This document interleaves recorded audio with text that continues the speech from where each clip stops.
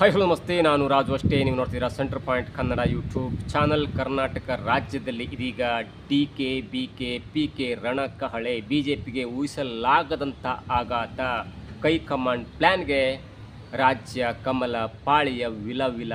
ಏನಿದು ಹೊಸ ಅಪ್ಡೇಟ್, ಏನಿದು ಹೊಸ ರಣಕಹಳೆ, ಏನಿದು ಹೈಕಮಾಂಡ್ನ ಮಾಸ್ಟರ್ ಪ್ಲ್ಯಾನ್, ಇವೆಲ್ಲವನ್ನು ನೋಡೋಣ. ಅದಕ್ಕಿಂತ ಮೊದಲು ಇಲ್ಲಿ ತನಕ ನಮ್ಮ ಚಾನಲ್ನ ಸಬ್ಸ್ಕ್ರೈಬ್ ಮಾಡಿಲ್ಲ ಅಂದರೆ ಈಗಲೇ ಸಬ್ಸ್ಕ್ರೈಬ್ ಮಾಡಿ, ಜೊತೆಗೆ ಕಾಮೆಂಟ್ಗಳ ಮುಖಾಂತರ ತಮ್ಮ ಅಭಿಪ್ರಾಯವನ್ನು ತಿಳಿಸಬಹುದು. ಎಸ್ ವೀಕ್ಷಕರೇ, ನಿನ್ನೆ 4:15 ಕರ್ನಾಟಕ ರಾಜ್ಯದ ನಿರೀಕ್ಷಿತವಾದಂಥ ಒಂದು ಮುಹೂರ್ತದಲ್ಲಿ ಕರ್ನಾಟಕ ರಾಜ್ಯದ 24ನೇ ಮುಖ್ಯಮಂತ್ರಿಯಾಗಿ ಡಿ ಕೆ ಶಿವಕುಮಾರ್ ಅವರು ಪದಗ್ರಹಣವನ್ನು ಪಡ್ಕೊಂಡ್ರು. ಅದಾದ ಕೆಲವೇ ಗಂಟೆಗಳಲ್ಲಿ ಕೇಂದ್ರ ಹೈಕಮಾಂಡ್ ಅಂದರೆ ಕಾಂಗ್ರೆಸ್ ಹೈಕಮಾಂಡ್ ಕೂಡ ಮತ್ತೊಂದು ದೊಡ್ಡ ಘೋಷಣೆಯನ್ನು ಕೂಡ ಮಾಡ್ತು. ಅದೇನೆಂದರೆ KPCC ಅಧ್ಯಕ್ಷ ಸ್ಥಾನಕ್ಕೆ, ತೆರವಾದ ಒಂದು ಸ್ಥಾನಕ್ಕೆ ಬಿ ಕೆ ಹರಿಪ್ರಸಾದ್ ಎನ್ನುವಂಥ ಹಿಂದುಳಿದ ಕಾಂಗ್ರೆಸ್ನ ಕಟ್ಟರ್ ಕಾರ್ಯಕರ್ತರಾಗಿರುವಂಥ ಮತ್ತು ಹೈಕಮಾಂಡ್ನ ಅತ್ಯಂತ ಆಪ್ತರು ಆಗಿರುವಂಥ ಬಿ ಕೆ ಹರಿಪ್ರಸಾದ್ ಅವರನ್ನು KPCC ಅಧ್ಯಕ್ಷ ಸ್ಥಾನಕ್ಕೆ ತಂದು ಕೂರಿಸ್ತು. ಅದರ ಮುಂದುವರೆದ ಭಾಗವಾಗಿ ಕೆಲವು ಗಂಟೆಗಳಲ್ಲಿ ಅದು ಕೂಡ ಅನೌನ್ಸ್ ಆಗ್ಬೋದು, ಪ್ರಿಯಾಂಕ್ ಖರ್ಗೆ ಅವರಿಗೆ ರಾಜ್ಯ ಗೃಹ ಖಾತೆಯನ್ನು ಕೊಡ್ತಾರೆ ಅನ್ನುವಂಥ ಮಾತು ಕೂಡ ಕೇಳಿಬರ್ತದೆ. ಅದಕ್ಕೆ ಕೂಡ ಉತ್ತರಿಸಿದಂಥ ಯಾವುದೇ ಖಾತೆ ಕೊಟ್ಟರು ನಾನು ಅದನ್ನು ನಿಭಾಯಿಸ್ತೇನೆ ಅನ್ನುವಂಥ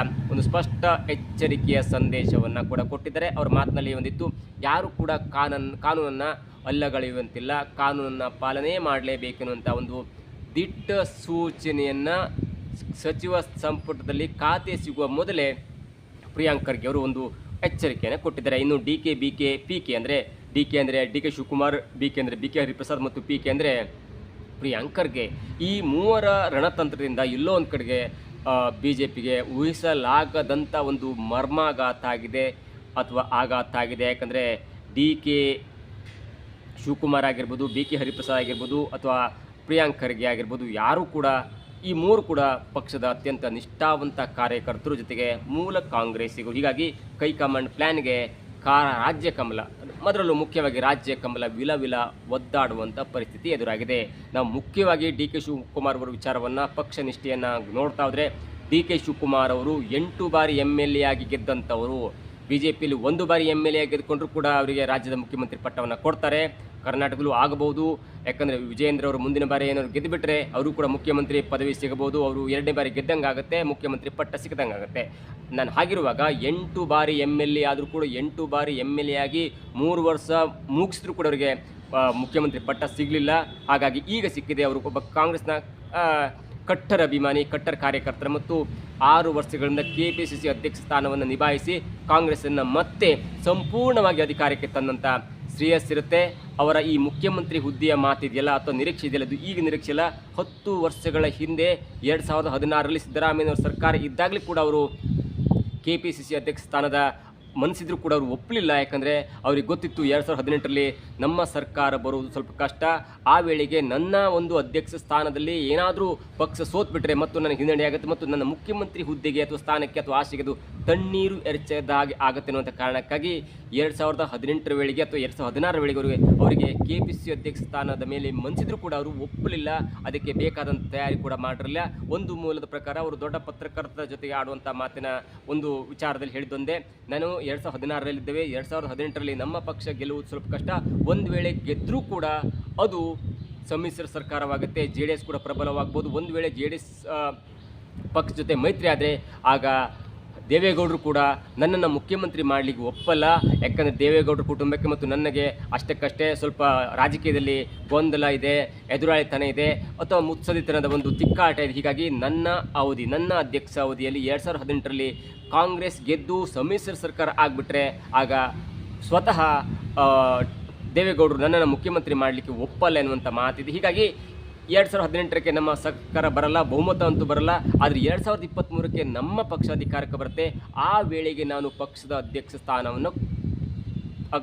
ಇದ್ದರೆ ನಾನು 2023ರಲ್ಲಿ ಮುಖ್ಯಮಂತ್ರಿ ಆಗಬಹುದು ಎನ್ನುವಂಥ ಸ್ಪಷ್ಟ ಮಾತನ್ನು ಒಬ್ಬ ಹಿರಿಯ ಪತ್ರಕರ್ತರ ಜೊತೆಗೆ ಆಡಿದ್ರು ಎನ್ನುವಂಥ ಮಾತನ್ನು ನಿನ್ನೆ ಅದೇ ಹಿರಿಯ ಪತ್ರಕರ್ತರು TV ಮಾಧ್ಯಮದಲ್ಲಿ ಘೋಷಣೆಯನ್ನು ಮಾಡಿದ್ದು. ಅದನ್ನು ಹೊರಹಾಕಿ, ಆ ರಹಸ್ಯನ ಹೊರಗೆ ಹಾಕಿದ್ರು. ಹೀಗಾಗಿ ಒಬ್ಬ ಇವತ್ತು ಆಗಬೇಕು ಅಥವಾ 10 ವರ್ಷಗಳ ಮುಂದೆ ಆಗಬೇಕೆನ್ನುವಂಥ ವಿಚಾರವನ್ನು ಇವತ್ತೇ ಕೂತು ವಿಚಾರ ಮಾಡುವಂಥ ಒಬ್ಬ ವ್ಯಕ್ತಿ ಡಿ ಕೆ ಶಿವಕುಮಾರ್ ಅವರು. ಪಕ್ಷದ ನಿಷ್ಠೆ ಯಾವ ಲೆವೆಲಿಗಿದೆ ಅಂದರೆ ಅದನ್ನು ಮತ್ತು ನಾವು ಪದೇ ಹೇಳಬೇಕಂತಿಲ್ಲ. ಯಾಕಂದರೆ ಕಾಂಗ್ರೆಸ್ನ ದೊಡ್ಡ ನಾಯಕರನ್ನು ರಾಜ್ಯದಲ್ಲಿ ಕರೆಸ್ಕೊಂಡು ಅವರನ್ನು ರೆಸಾರ್ಟಲ್ಲಿ ಇಟ್ಕೊಂಡು ಅವರನ್ನು ರಾಜ್ಯಸಭೆಗೆ ಕಳಿಸಿದ್ದಾಗಿರ್ಬೋದು. ಜೊತೆಗೆ JDS ಮತ್ತು ಕಾಂಗ್ರೆಸ್ ಮೈತ್ರಿ ಇದ್ದಾಗ ಕಾಂಗ್ರೆಸ್ನ 17 ಅಥವಾ JDS ಮತ್ತು ಕಾಂಗ್ರೆಸ್ 17 MLAಗಳು ಮುಂಬೈನಲ್ಲಿ ರೆಸಾರ್ಟ್ನಲ್ಲಿ ಕೂತ್ಕೊಂಡು ಅಲ್ಲಿ ಬೀಡು ಬಿಟ್ಟಾಗ ಆ ಹೋಟೆಲ್ ಮುಂದೆ ಧರಣಿ ಮಾಡೋದಾಗಿರ್ಬೋದು. ವಿಧಾನಸೌಧದಲ್ಲಿ ಡಾಕ್ಟರ್ ಸುಧಾಕರ್ ಅವರನ್ನು ಬಿಗಿದಪ್ಪಿಕೊಂಡು ನೀನು ಕಾಂಗ್ರೆಸ್ ಬಿಟ್ಟು ಹೋಗಬೇಡ ಅನ್ನುವಂಥ ಕಾರ್ಯ ಆಗಿರ್ಬೋದು. ಬೇರೆ ಬೇರೆ ಕಡೆ ಅಥವಾ ಬೇರೆ ಬೇರೆ ರಾಜ್ಯದ ಒಂದು ಉಸ್ತುವಾರಿಯನ್ನು ವಹಿಸ್ಕೊಳ್ಳೋದಾಗಿರ್ಬೋದು. ಇವೆಲ್ಲವೂ ಕೂಡ DK ಶಿವಕುಮಾರ್ ಅವರ ಒಂದು ಮುಂದಾಳತ್ವ ಅಂತ ಹೇಳ್ಬೋದು. ಹೀಗಾಗಿ DK ಶಿವಕುಮಾರ್ ಒಬ್ಬ ಕಟ್ಟರ್ ಕಾಂಗ್ರೆಸ್ ಪಕ್ಷದ ಕಾರ್ಯಕರ್ತ. ಜೊತೆಗೆ BJPಗೆ ಯಾಕೆ ಸ್ವಲ್ಪ ಹಿನ್ನಡೆ ಆಗ್ತಂದರೆ ನೋಡಿ, BJP ಅವರು ದೇವರು ನಂಬ್ತಾರೆ ಅಥವಾ ಬಲಪಂಥೀಯರು ಅಥವಾ ಹಿಂದುತ್ವವಾದಿಗಳು ಎಲ್ಲವೂ ಸಹಜ. ಆದರೆ ಅವರ ಸಹಜತೆಗಿಂತ ಜಾಸ್ತಿ ಕಟ್ಟರ ಹಿಂದುತ್ವವಾದಿ ಅಥವಾ ದೇವರನ್ನು ನಂಬೋರು ಅಥವಾ ಹಿಂದುತ್ವವಾದಿ ಅಂದರೆ ಅದು DK ಶಿವಕುಮಾರ್ ಅವರು. ಹೀಗಾಗಿ ತನ್ನ ಪ್ರತಿಯೊಂದು ಕಾರ್ಯಕ್ಕೂ ಕೂಡ ಮುಹೂರ್ತ ನೋಡ್ತಾರೆ, ಪ್ರತಿಯೊಂದು ದೇವಸ್ಥಾನಕ್ಕೂ ಹೋಗ್ತಾರೆ. BJP ಕೆಲವೊಂದು ಸಲ ತೋರ್ಪಡಿಕೆಗೆ ಮಾಡಿಕೊಂಡ್ರೆ DK ಶಿವಕುಮಾರ್ ಅವರು ಕಟ್ಟರ್ ಹಿಂದುತ್ವವಾದಿ. ನಿನ್ನೆ ನಾವು ಕೂಡ ಸ್ನೇಹಿತರು ಮಾತನಾಡ್ತಿರುವಾಗ ಹೇಳ್ತಾ ಇದ್ದು, DK ಶಿವಕುಮಾರ್ ಮುಖ್ಯಮಂತ್ರಿ ಆಗಿದ್ದು BJP ಯಾವ ಲೆವೆಲಿಗೆ ಹಿನ್ನಡೆ ಆಗುತ್ತಂದರೆ ಒಬ್ಬ ಹಿಂದುಳಿದ ನಾಯಕನಿಗಿಂತ ಒಬ್ಬ ಮೊಕ್ಕಲಿಗ ನಾಯಕನಿಗಿಂತ ಒಬ್ಬ ಮುತ್ಸದಿ ರಾಜಕಾರಣಿಗಿಂತ ಒಬ್ಬ ಹಿಂದುತ್ವದ ಕಟ್ಟರ ಒಬ್ಬ ವ್ಯಕ್ತಿ ಮುಖ್ಯಮಂತ್ರಿ ಆಗಿಬಿಟ್ರಲ್ಲ, ಅದು ಇದೀಗ BJPಗೆ ದೊಡ್ಡ ತಲೆನೋವಾಗಿದೆ. ಕೆಲವರು ತಮಾಷೆಗೆ ಹೇಳ್ತಾಯಿದ್ರು, 3 ನಾಮ ಹಾಕೊಂಡು ಗಂಟೆ ಹಿಡ್ಕೊಂಡು ಹೊರಬಿಡ್ತಾರೆ DK ಶಿವಕುಮಾರ್ ಅವರು ಪ್ರಚಾರದ ವೇಳೆಗೆ ಅಂತ. ಅದು ಕೂಡ ಆಗಬಹುದು. ಆ ಲೆವೆಲ್ಗೆ BJPಗೆ ಸೆಟ್ ಹೊಡಲಿಕ್ಕೆ DK ಶಿವಕುಮಾರ್ ಅವರು ಎತ್ತಿದ ಕೈ ಅಂತ ಹೇಳ್ಬೋದು. ಅವ್ರ ಜೊತೆ ಜಾಸ್ತಿ ಆದರೆ DK ಶಿವಕುಮಾರ್ ಅವರ ಬಗ್ಗೆ ಜಾಸ್ತಿಗಿಂತ ಅವರ ಬಗ್ಗೆ ಇಡೀ ರಾಜ್ಯದ ಜನತೆಗೆ ಗೊತ್ತಿದೆ. ಇನ್ನು ಪ್ರಿಯಾಂಕ್ ಖರ್ಗೆ ಅವ್ರ ಜೊತೆ ಸಂತೋಷ್ ಲಾಡ್ ಕೂಡ ಇರಬೇಕಿತ್ತು. ಅವರು ಸದ್ಯ ಇಲ್ಲ, ಮುಂದಿನ ದಿನಗಳಲ್ಲಿ ಅವರು ಕೂಡ ಇರಬಹುದು. ಆದರೆ ಪ್ರಿಯಾಂಕ್ ಖರ್ಗೆ ಅವರ ಬಗ್ಗೆ ಮಾತನಾಡ್ತಾ ಹೋದರೆ, ಅವರು ಚಿತ್ತಾಪುರ ಕ್ಷೇತ್ರದಿಂದ ಗೆದ್ದಂಥವ್ರು. ಅಪ್ಪನ ಗರಡಿಯಲ್ಲಿ ಗೆದ್ದರೂ ಕೂಡ ಇದೀಗ ಅವರ ಸ್ವಂತ ಬಲವನ್ನು ಮಾಡ್ಕೊಳ್ತಿದ್ದಾರೆ. ಅವರಿಗೆ ತನ್ನದೇ ಆದಂಥ ವರ್ಚಸ್ಸಿದೆ. ತಂದೆ ದಲಿತ ಕುಟುಂಬದಿಂದ ಬಂದರೂ ಕೂಡ, ದಲಿತ ಕುಟುಂಬದಲ್ಲಿ ತುಳಿತಕ್ಕೊಳಗಾಗಿ ಬಂದರೂ ಕೂಡ ಅವರು ಜಾಸ್ತಿ ಪ್ರಮಾಣದಲ್ಲಿ ಮಾತಾಡೋದಾಗಲಿ ಅಥವಾ ದಲಿತರ ಪರವಾಗಿ ಮಾತನಾಡೋದಾಗಲಿ, ದಲಿತರ ಏಳಿಗೆ ಎಷ್ಟು ಮಾಡಿದ್ರೂ ಗೊತ್ತಿಲ್ಲ, ಅಥವಾ ಹಿಂದೂ ವಿರೋಧಿಗಳಿಗೆ ಅಥವಾ ಕೋಮುವಾದಿಗಳ ವಿರುದ್ಧ ಎಷ್ಟು ಮಾತಾಡಿದ್ರೂ ಗೊತ್ತಿಲ್ಲ. ಆದರೆ ಒಂದು ಹಂತಕ್ಕೆ ಅಪ್ಪನನ್ನೇ ಮೀರಿಸಿದಂಥ ಮಗನಾಗಿ ಬೆಳೀತಾ ಇದ್ದಾರೆ ಮತ್ತು ಒಬ್ಬ ದಲಿತ ನಿಷ್ಠಾವಂತ ನಾಯಕನಾಗಿ, ಅದರಲ್ಲೂ ಎಡಪಂಥೀಯರ ನಾಯಕನಾಗಿ ಪ್ರಿಯಾಂಕ್ ಖರ್ಗೆ ಅವರು ಬೆಳೀತಿದ್ದಾರೆ. ಇದೀಗ ಅಪ್ಪನ ಗರಡಿಯಿಂದ ಕಂಪ್ಲೀಟಾಗಿ ಹೊರಗೆ ಬಂದಿದ್ದಾರೆ. ಯಾವುದೇ ಕಾರಣಕ್ಕೂ ಕೂಡ ಅವರು ಮಾತಿನಲ್ಲಿ BJPಯನ್ನು ಹಿಗ್ಗಾಮುಗ್ಗ ಜಾಡಿಸ್ತಾರೆ. ಅದರಲ್ಲೂ ಒಂದು ಹಂತವಾಗಿ ಇದೀಗ ಕಳೆದ ಒಂದು 6-7 ತಿಂಗಳಿಂದ RSS ವಿರುದ್ಧ ಮುಗಿಬಿದಂಥ ರೀತಿ ಇರ್ಬೋದು, RSSನ್ನು ಬ್ಯಾನ್ ಮಾಡ್ತೇನೆ ಅನ್ನುವಂಥ ರೀತಿ ಇರ್ಬೋದು. ಜೊತೆಗೆ ಅವೆಲ್ಲದರಿಂದ RSS ಪಥಸಂಚಲನಕ್ಕೆ ಕೋಲನ್ನು ಹಿಡ್ಕೊಂಡು ಹೋಗಬಾರ್ದು, ಅಥವಾ ಸಾರ್ವಜನಿಕ ರಸ್ತೆಗಳಲ್ಲಿ ಅಥವಾ ಶಾಲೆಗಳಲ್ಲಿ ಯಾವುದೇ ಕಾರಣಕ್ಕೂ RSS ಪಥಸಂಚಲನ ಮಾಡಬಾರ್ದು. ಜೊತೆಗೆ ಮಾಡುವ ಹಾಗಿದ್ರೆ ಸರ್ಕಾರದ ಅನುಮತಿ ಪಡ್ಕೊಂಡಿರಬೇಕು, ಜಿಲ್ಲಾಡಳಿತ ಪರ್ಮಿಷನ್ ಪಡ್ಕೊಳ್ಬೇಕು. ಜೊತೆಗೆ ಯಾವುದೇ ಕಾರಣಕ್ಕೂ ಕೂಡ ಆ ಲಾಠಿಯನ್ನು ಹಿಡಿದು ಹೋಗಬಾರ್ದು ಎನ್ನುವಂಥ ಒಂದು ಮಾತನ್ನು ಹೇಳಿದರು. ಅದು ಗೊಂದಲ ಆಯಿತು. ಅದನಂತರ ಟೀಕೆ ಟಿಪ್ಪಣಿ ಎಲ್ಲವಾಯಿತು.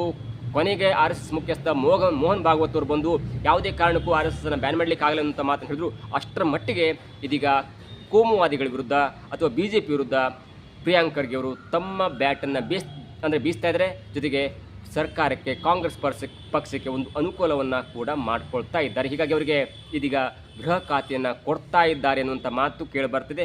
ಒಂದು ವೇಳೆ ಗೃಹ ಖಾತೆಯನ್ನು ಕೊಟ್ಟುಬಿಟ್ರೆ ಅಷ್ಟರ ಮಟ್ಟಿಗೆ ಎಲ್ಲ ಸೇಡನ್ನು ಗಂಟು ಮೂಟೆ ಕಟ್ಟಿ ಈ ಸಾಲಕ್ಕೆ ಬಡ್ಡಿ ಸಮೇತ ತೀರಿಸ್ತಾರಂತಲ್ಲ, ಹಾಗೆ ಮಾಡೋದ್ರಲ್ಲಿ ಯಾವುದೇ ಸಂದೇಹವಿಲ್ಲ. ಜೊತೆಗೆ ಯಾರಾದರೂ ಸರ್ಕಾರದ ವಿರುದ್ಧವಾಗಲಿ ಅಥವಾ ಕೋಮು ಪ್ರಚೋದನೆ ಮಾಡೋದಾಗಲಿ ಅಥವಾ ಈ ಧರ್ಮದ ಹೆಸರಿನಲ್ಲಿ ರಾಜಕಾರಣ ಮಾಡುವಂಥ ಪ್ರತಿಯೊಬ್ಬರೂ ಕೂಡ ಇದೀಗ ಕೈ ಕಟ್ಟಿ ಮನೆಯಲ್ಲೇ ಕೂರಬೇಕಾದಂಥ ಪರಿಸ್ಥಿತಿ ಬಂದರೆ ಅಚ್ಚರಿ ಇಲ್ಲ. ಅಷ್ಟರ ಮಟ್ಟಿಗೆ ಪ್ರಿಯಾಂಕ್ ಖರ್ಗೆ ಅವರು ಇದೀಗ DK ಟೀಮನ್ನು ಸೇರಿಕೊಂಡಿದ್ದಾರೆ ಅಥವಾ ಕಾಂಗ್ರೆಸ್ನ ಈ K ಟೀಮನ್ನು ಸೇರಿಕೊಂಡಿದ್ದಾರೆ ಅಂತ ಹೇಳ್ಬೋದು. ಕಾಂಗ್ರೆಸ್ ಅಂದರೆ K ಟೀಮನ್ನು DK ಮತ್ತು PK ಸೇರಿಕೊಂಡಿದ್ದಾರೆ. ಅದರ ಮುಂದುವರಿದ ಭಾಗವಾಗಿ ಇದೀಗ ಮತ್ತೊಬ್ಬ ರಾಜಕಾರಣಿ ಕರಾವಳಿ ಕಡೆಯಿಂದ, ಒಂದು ಕಡೆ ದಕ್ಷಿಣ ಕರ್ನಾಟಕ ಆಯಿತು, ಮತ್ತೊಂದು ಕಡೆ ನಾರ್ತ್ ಕರ್ನಾಟಕ ಆಯಿತು, ಇದೀಗ ಕರಾವಳಿ ಕರ್ನಾಟಕದಿಂದ BK ಹರಿಪ್ರಸಾದ್ ಅವರು, ಸತೀಶ್ ಜಾರಕಿಹೊಳಿ ಅವರು ಒಬ್ಬ ಕಂಟೆಂಡರ್ ಆಗಿದ್ದರು. ಆದರೆ ಅವರ ಒಂದು ಮಾತು ಅಥವಾ ಅವರೊಂದು ಮಾತುಕತೆ ಎಲ್ಲವೂ ಕೂಡ ಒಳ ರಾಜಕಾರಣಕ್ಕೆ ಇತ್ತೇ ಹೋಯ್ತು. ಆದರೆ ರಾಜ್ಯದಲ್ಲಿ ಪಕ್ಷ ಸಂಘಟನೆ ಮಾಡುವಂಥ ದೃಷ್ಟಿಯಲ್ಲಿ ಅವರಿಗೆ ಹೆಲ್ಪ್ ಆಗುತ್ತಾ ಅದು ಕೂಡ ನೋಡಿರಬೇಕು. ಓಕೆ, ಇವರು ಒಬ್ಬ ಸಚಿವರಾಗಿಬಿಡಲಿ, ಅವರಿಗೆ KPC ಅಧ್ಯಕ್ಷ ಬೇಡ ಎನ್ನುವಂಥ ಕಾರಣಕ್ಕಾಗಿ ಅವರನ್ನು 2 ಹುದ್ದೆಯನ್ನು ಕೊಡಲ್ಲ ಎನ್ನುವಂಥ ಒಂದು ಕಟ್ಟುಪಾಡಿನ ನಿರ್ಧಾರವನ್ನು ಹೈಕಮಾಂಡ್ ಹೊರಡಿಸಿತು. ಹಾಗಾಗಿ ಯಾಕೆ ಸೋನಿ ಬೇಡ ಗೊಂದಲ ಅಂತ ಸತೀಶ್ ಜಾರಕಿಹೊಳಿ ಅವರು ಕೂಡ ಇದೀಗ ಸಚಿವರಾಗಿದ್ದಾರೆ. ಆ ಹಂತದಲ್ಲಿ ಹೈಕಮಾಂಡ್ ಕೂಡ ಒಂದು ದೊಡ್ಡ ಸಕ್ಸಸ್ಸನ್ನು ಕಂಡಿದೆ. ಕಾಂಗ್ರೆಸ್ಗೆ ಆಪ್ತರಾಗಿರುವಂಥ ಇಂದಿರಾ ಗಾಂಧಿ, ಸೋನಿಯಾ ಗಾಂಧಿ, ರಾಜೀವ್ ಗಾಂಧಿಗೆ ತುಂಬ ಆಪ್ತರಾಗಿದ್ದಂಥ ಪ್ರಿಯಾಂಕಾ ಗಾಂಧಿಗೆ ಸಲಹೆ ಕೊಡುವಂಥ BK ಹರಿಪ್ರಸಾದ್ ಅಂದರೆ ಈಡಿಗ ಸಮುದಾಯದ ಹಿಂದುಳಿದ ವರ್ಗದ ಬಿ ಕೆ ಹರಿಪ್ರಸಾದ್ ಅವರು ಇದೀಗ ಸಕ್ರಿಯವಾಗಿ ಕರ್ನಾಟಕ ರಾಜ್ಯಕ್ಕೆ ಎಂಟ್ರಿ ಕೊಟ್ಟಿದ್ದಾರೆ. ಅವ್ರನ್ನ ಪರಿಷತ್ತಿಗೆ ಮೆಂಬರ್ ಮಾಡಿ LOP ಕೂಡ ಮಾಡಲಾಗಿತ್ತು. ಅವರು ಕೂಡ ಅಲ್ಲಿ ತಮ್ಮ ವಾಗ್ದಾಳಿಯನ್ನು ಮಾಡ್ತಾಯಿದ್ರು. ಆದರೆ ಅವರಿಗೆ ಅತ್ಯಂತ ದೊಡ್ಡ ಅನುಭವ ಇದೆ. ಜೊತೆಗೆ ಕಾಂಗ್ರೆಸ್ ಪರವಾಗಿ ಮಾತನಾಡುವಾಗ BJPನ ಹಿಗ್ಗಾಮುಗ್ಗ ಬೈತಾರೆ. ನೀವು ಒಂದು ಲೆವೆಲ್ಗೆ ಒಂದು ಹಂತದ ಮೀರಿ ಎಲ್ಲಿಯನ್ನು ಮೀರಿ ಮಾತನಾಡ್ತಾರೆ. ಮೋದಿಯನ್ನು ಮುದಿಯ ಅಂತಾರೆ, ಅದು ಕೋಮುವಾದಿ ಅಂತಾರೆ, BJP ಯಾರಿಗೂ ನರ ಇಲ್ಲ ಅನ್ನುವಂಥ ಮಾತು ಹೇಳ್ತಾರೆ. ಹೀಗಾಗಿ ಅದು ಕೂಡ ಕಾಂಗ್ರೆಸ್ ಪಕ್ಷದ ಒಂದು ಕಾರ್ಯಕರ್ತರಿಗೆ ಒಂದು ಹುಮ್ಮಸ್ಸನ್ನು ತರಿಸುವಂಥ ಮಾತು. ಹೀಗಾಗಿ ಅಂಥವರನ್ನು ಇದೀಗ ಕಾಂಗ್ರೆಸ್ ಪಕ್ಷದ ರಾಜ್ಯ ಘಟಕದ ಅಧ್ಯಕ್ಷರನ್ನಾಗಿ ಮಾಡಿದೆ, ಅಂದರೆ KPCC ಅಧ್ಯಕ್ಷರನ್ನಾಗಿ ಮಾಡಿದರೆ ಅದು ಕೂಡ ಮುಂದಿನ ಹಂತದಲ್ಲಿ ಒಳ್ಳೆಯದಾಗಬಹುದು. ಆದರೆ ಕೆಲವೊಂದು ಸಲ ಕೆಲವೊಂದು ಮಾತು ಸ್ವಲ್ಪ ಮಟ್ಟಿಗೆ ಹಿನ್ನಡೆ ಆಗುವಂಥ ಸಾಧ್ಯತೆ ಇದೆ.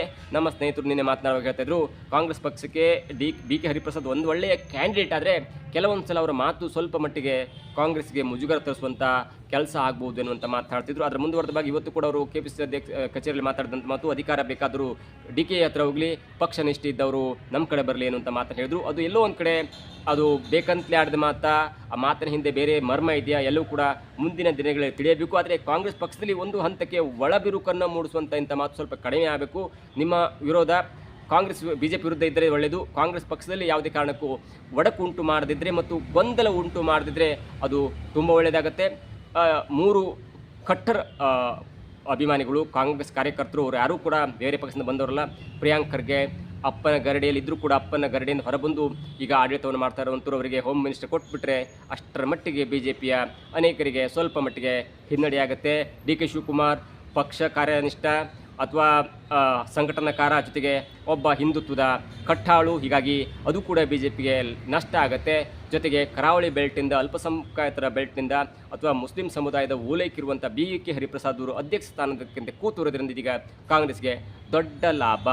K ಟೀಮಿಗೆ ಸೇರಿಕೊಂಡ ಈ 3 DK, BK ಮತ್ತು PK ಮುಂದಿನ ದಿನಗಳಲ್ಲಿ ಯಾವ ಲೆವೆಲ್ಗೆ ಇದು ಸದ್ದು ಮಾಡುತ್ತೆ, 2028 ರಾಜ್ಯ ಚುನಾವಣೆ ಮತ್ತು 2029ರ ಲೋಕಸಭಾ ಚುನಾವಣೆಯಲ್ಲಿ ಈ 3 ಟೀಮ್ ಯಾವ ಲೆವೆಲ್ಗೆ ವರ್ಕೌಟ್ ಮಾಡುತ್ತೆ, ಎಷ್ಟು ಸೀಟ್ ಗೆಲ್ಲುತ್ತೆ ಎಲ್ಲವೂ ಕೂಡ ಕಾದು ನೋಡಬೇಕಿದೆ. ಇದಾಗುತ್ತೆ ಇವತ್ತಿನ ವಿಶೇಷ. ನೋಡ್ತಾರೆ centre point Kannada YouTube channel.